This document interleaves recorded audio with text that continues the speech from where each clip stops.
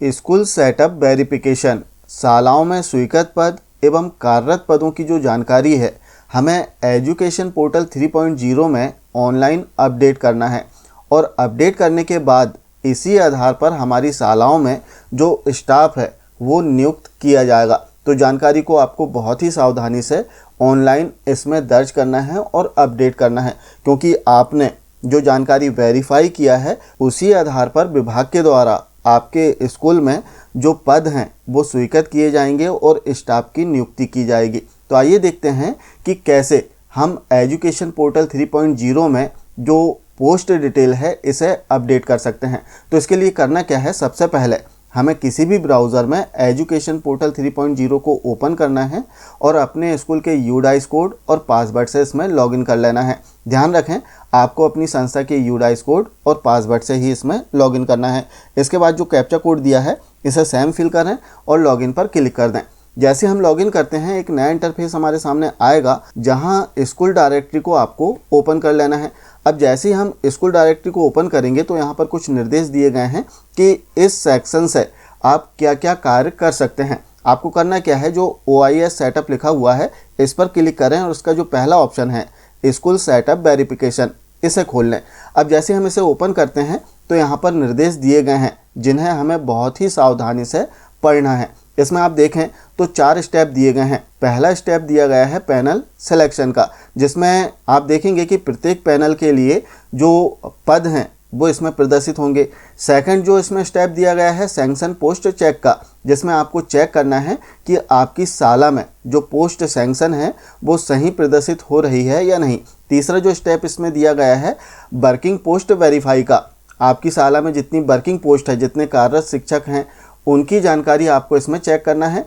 और यदि कोई भी जानकारी इसमें गलत प्रदर्शित होती है तब आपके लिए चौथा स्टेप दिया गया है रिमार्क का, जहां पर आपको स्पष्ट और संक्षिप्त शॉर्ट में रिमार्क दर्ज करना है और बताना है कि क्या कारण है गलत जानकारी का। तो आइए देखते हैं कि किस प्रकार से इसमें हमें जो पोस्ट है इसे अपडेट करना है। तो आपने यहाँ पर ऑप्शन ओपन कर लिया, आपको स्क्रीन को नीचे स्क्रॉल करना है और नीचे आप देखें तो एक चेक बॉक्स आपको दिखाई देगा जहाँ पर आपको टिक करना है। टिक करने का आशय है कि मेरे द्वारा संबंधित दिशा निर्देशों का पूर्ण रूप से अवलोकन कर लिया गया है। तो हमने अवलोकन कर लिया अच्छे से। अब हम चेक बॉक्स पर टिक करते हैं। जैसे हम टिक करेंगे तो नीचे हमारी शाला में जितने पोस्ट सैंक्शन हैं और जितने कार्यरत है उनकी जानकारी प्रदर्शित होगी। अब आपको करना क्या है, बहुत ही सावधानी से इसमें चेक करना है कि जानकारी सही प्रदर्शित हो रही है या नहीं। अब इसमें आप देखेंगे तो केवल 2 ऑप्शन मिलेंगे, पहला ऑप्शन ओके का और दूसरा नॉट ओके का। यदि गलत जानकारी है तब आपको नॉट ओके पर क्लिक करना है। इसी प्रकार से आप देखें तो 2 पार्ट हैं इसके। पहला पार्ट है सैंक्शन पोस्ट का, यहाँ पर विषय दिए गए हैं। विषय में आप देख लें, जैसे पहला विषय इसमें दिया गया है वर्ग 2 गणित। वर्ग 2 गणित का एक पोस्ट जो है यहाँ पर सैंक्शन है। अब कार्यरत की स्थिति यदि हम देखें तो वर्किंग पोस्ट, यहाँ पर आप देख सकते हैं वर्किंग पोस्ट 0 है। तो आपको सावधानी से चेक करना है, यदि जानकारी सही है तब आपको ओके पर टिक करना है। तो हम ओके पर टिक करते हैं। इसी प्रकार से जो अन्य विषय हैं इनकी जानकारी आपको चेक कर लेना है। अब एक और एग्जांपल हम लेते हैं। जैसे यहाँ पर आप देखें तो वर्ग 2 हिंदी लिखा हुआ है। अब हो सकता है कि आपकी शाला में वर्ग 2 हिंदी का पद स्वीकृत हो और यहाँ पर 0 आ रहा है।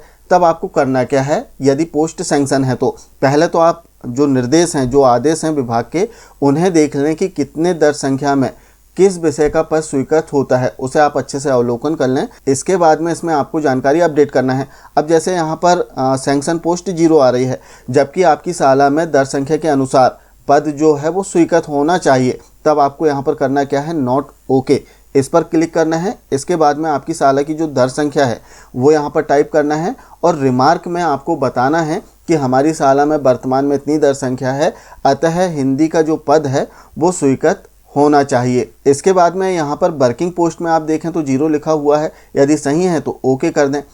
अब केवल एक एग्जाम्पल के लिए हम बता रहे हैं आपको, चूँकि हमारी शाला में हिंदी का जो पद है वो स्वीकृत नहीं है, हमारी इतनी दर संख्या नहीं है, तो हम यहाँ पर ओके कर देते हैं। इसको भी हम ओके कर देते हैं। और यदि यहाँ पर ऐसा भी हो सकता है कि यहाँ पर जो वर्किंग पोस्ट है यहाँ पर 0 आए, जबकि हो सकता है कि वहाँ पर कर्मचारी कार्यरत हो, तब ऐसी स्थिति में क्या करना है, आपको यहाँ पर सैंक्शन पोस्ट जैसे 1 है तो हम ओके कर देते हैं और यहाँ पर भी वर्किंग एक बता रहा है, हो सकता है कि वर्किंग ना हो, तब हमें नॉट ओके करना है और यहाँ पर इंटर नंबर ऑफ पोस्ट जो है, पदों की जो संख्या है वो यहाँ पर टाइप कर देना है। तो इस प्रकार से हमें एक एक करके जानकारी को अपडेट करना है। चूँकि हमारा अंग्रेजी का जो एक पद है वो स्वीकृत है और कार्यरत भी है, तो हम इसे ओके कर देते हैं। इस प्रकार से सभी विषय आपको अच्छे से चेक कर लेना है। जैसे यहाँ पर हम बात करें संस्कृत की, तो आप दर संख्या चेक कर लें। दर संख्या के आधार पर यदि संस्कृत का पद आपकी शाला में स्वीकृत होता है, तब आप बिल्कुल यहाँ पर नॉट ओके कर सकते हैं। यदि कार्यरत नहीं है तो नॉट ओके करें और इसमें जानकारियों को दर्ज करें। पोस्ट सैंक्शन कराने के लिए आपको जो दर संख्या है वो अनिवार्य रूप से इसमें दर्ज करना होगा।